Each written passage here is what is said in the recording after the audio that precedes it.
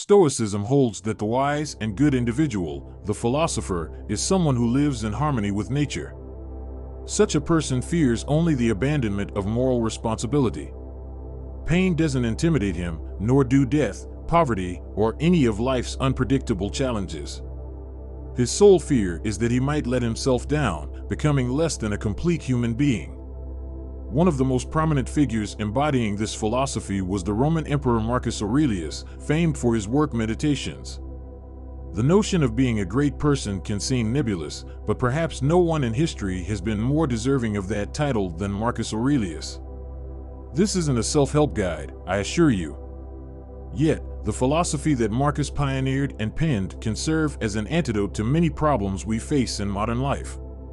Let me show you why. Reigning from 161 AD to 180 AD, Marcus Aurelius was the last of the so-called five good emperors and presided over a period known as the Pax Romana, or Roman peace. Interestingly, this era of peace concluded with his death.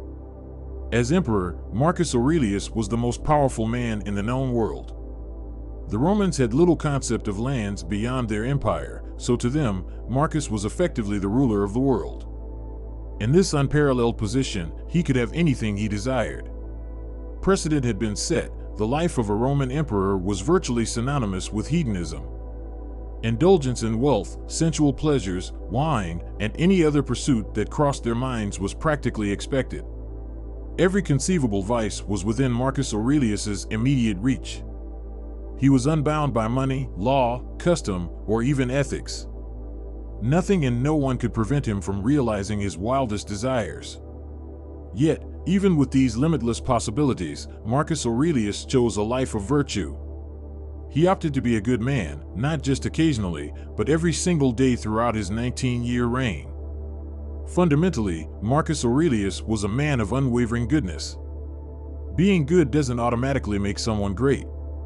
But imagine facing the allure of unlimited fantasies and declaring, "No, I choose virtue, not for praise, fame, or admiration, but simply for the sake of goodness itself." That's truly impressive.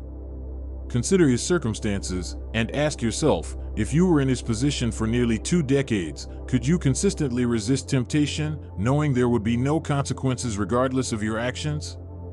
What would you do? How would you behave? Honestly, I doubt I could follow the example set by Marcus Aurelius. And we know his virtue was genuine because he was at his best even when no one was watching. Meditations is a collection of his personal writings, not originally intended as a book. It's essentially Marcus navigating his way through life. The work lacks a formal structure, aside from being loosely divided into 12 parts, and spans only about 150 pages. The title Meditations was assigned by later publishers. The writings themselves had no title and were never meant to be read by anyone other than Marcus. They are his deepest confessions and beliefs. Given this, Meditations offers profound insight into the character of its author because Aurelius wasn't writing for an audience, only for himself. Yet, despite its spontaneous nature, Meditations stands as one of the most powerful and poignant works ever penned. The best approach is to read Meditations yourself. Copies are available in virtually every library and bookstore worldwide. But for our discussion today, let's explore some key ideas that are particularly worth examining. Marcus Aurelius believed in living in accordance with nature. By nature, he referred not only to plants and animals, but also to the natural order of the universe. Trees grow because that's their purpose. They reach as high as they can and become as beautiful as possible, not seeking praise or external validation, but because that's what they're meant to do. That is the natural order. A caterpillar transforms into a butterfly. A frail, featherless chick becomes a majestic eagle, not out of desire, but because they are destined to. Similarly, Marcus believed that the duty of a human being is to fulfill their potential. He did not advocate accumulating possessions or riches or being awarded accolades. Nature made you human, and with that in mind, it's your duty on this earth to be the kindest, most virtuous person you can possibly be. For Marcus, this represents the pinnacle of human achievement. Unfulfilled potential, on the other hand, is the darkest abyss one could descend into. After all, you can't control external events, you can't dictate what the world throws your way. But you can control how you react. No matter what happens, a great person weathers the storm and lives up to their fullest, most virtuous potential. That is your duty as a human being. As emperor, Marcus Aurelius couldn't spend all his time writing. Even if he enjoyed it, that wasn't his primary role, and he didn't write extensively. He had to manage numerous affairs and interact with many people. Above all, Marcus believed that evil, wicked, or simply troublesome individuals are an inevitable part of our universe. Asking the world not to present you with such people is like asking a vine to exist without thorns. It's unrealistic. Marcus acknowledged that bad people exist and that you will encounter them in life. However, he believed in responding with kindness and understanding. He held that people don't intentionally do wrong. When they err, it's often out of ignorance. You can try to educate them, but that's not always possible. Since you can't control whether you encounter immoral, wicked, or lazy individuals, and often can't help them, you must learn to accept their existence. To cope with this, Marcus advised looking inward. He reminded himself, "Marcus, you have faults too. Who are you to judge? Your shortcomings may differ from those of these so-called bad people, but they are faults nonetheless.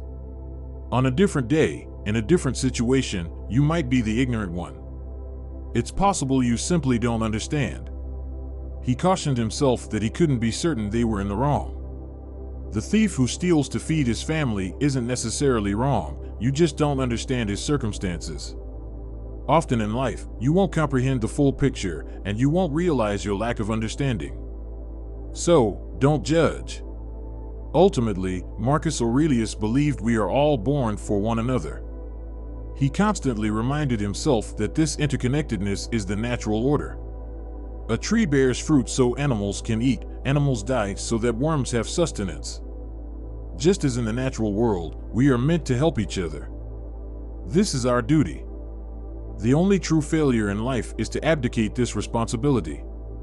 So, Marcus urged himself, fulfill it, and do it well. We all face adversity, and Marcus Aurelius was no exception. But, much like encountering difficult people, he recognized that adversity is simply part of the human condition. Again, you can only control what is within your power. Don't pray for misfortunes not to occur, that's futile. He reminded himself that challenges are inevitable and that there's absolutely nothing you can do to prevent them. But what you can control is your reaction. You can prepare yourself to meet adversity when it arrives, and it will. Marcus stated that you know it will. When that day comes, don't be disheartened because something bad happened. Don't pity yourself or wallow in despair. Instead, feel fortunate that you possess the tools and spirit to navigate through unscathed. He counseled himself to bear hardships bravely. Face adversity with courage and emerge on the other side. When you do, realize that the so-called bad event wasn't bad at all, it was an opportunity to persist, to rise above, to keep moving forward. Marcus Aurelius advised that when challenges arise, don't complain. Act. Endure. You either can endure something, or you can't. And if an unendurable trial comes your way, he admonished himself, don't disgrace yourself, Marcus. All men die, but not all die complaining. Despite his immense wealth, Marcus Aurelius didn't see material possessions as inherently problematic. He didn't vilify wealth like some philosophers, but was cautious about his relationship with his belongings. He could have owned anything, money, estates, art, wine, but he chose restraint. He told himself, Marcus, don't yearn for physical things. They are meaningless, they don't fulfill your potential. Only you can do that. Reflect on what you do have and appreciate these things. Remember how much you would desire them if they were gone. But be careful not to value them so much that you'd be despondent if they vanished. They don't truly matter. They're pleasant, but they don't define you. They don't make you more virtuous or kinder. Your potential isn't in accumulating things. The human potential is greater than that. You must live in accordance with nature. Marcus Aurelius spent considerable time contemplating death, so much so that we can't discuss his philosophy without addressing his views on the subject. His perspective on death was straightforward: it's inevitable, whether you like it or not. He reminded himself repeatedly that it's beyond your control. So don't waste time fearing death or obsessing over mortality. Just as nature has assigned us to be good, to help one another, and to reach our fullest potential, it has also assigned us to die. Death is a duty. So while you're here, live fully. Be kind, be good, fulfill your role in nature, and then accept death as part of that role. Along with other thinkers, Marcus Aurelius was a forerunner of the philosophy known as Stoicism. The Stoics believed in many principles, covering logic, ethics, physics, and more. At the heart of Stoicism lies a key distinction: the difference between pleasure and happiness. Money, fame, even success are external stimuli that offer fleeting pleasure.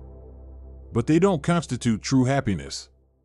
Happiness isn't so transient. It's a state of being that comes entirely from within. It doesn't stem from being an emperor or from worldly possessions. The Stoics taught that to achieve happiness, you should live a life of virtue. Continuously better yourself and strive to become all that you can be. The only failure, the only true pain, the only genuine sadness, the only thing worth fearing, is letting yourself down by not reaching your potential. Because, and only because, being great is your duty. Greatness is inherent in your very nature. In our modern world, inundated with distractions and material temptations, Marcus Aurelius's teachings resonate more than ever. We often measure success by external markers: wealth, status, possessions. But these are fleeting and can vanish in an instant. Stoicism invites us to shift our focus inward, to cultivate virtues like wisdom, courage, justice, and temperance. Imagine navigating life's challenges with the calm assurance of someone who understands that while we can't control external events, we can control our reactions. Picture embracing adversity not as a setback, but as an opportunity for growth. Envision living each day in alignment with your highest values, unshaken by the whims of fate. This isn't just philosophical musing, it's a practical guide to living a fulfilled life. By internalizing these principles, we can find peace amid chaos, purpose amid uncertainty, and contentment that doesn't depend on external circumstances. Marcus Aurelius's legacy isn't just that of a powerful emperor, but of a man who exemplified the highest virtues despite having every opportunity to do otherwise.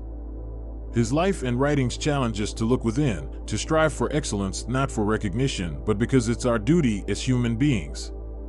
In a world that often encourages us to look outward for validation and happiness, Marcus's wisdom is a beacon reminding us that true greatness comes from within.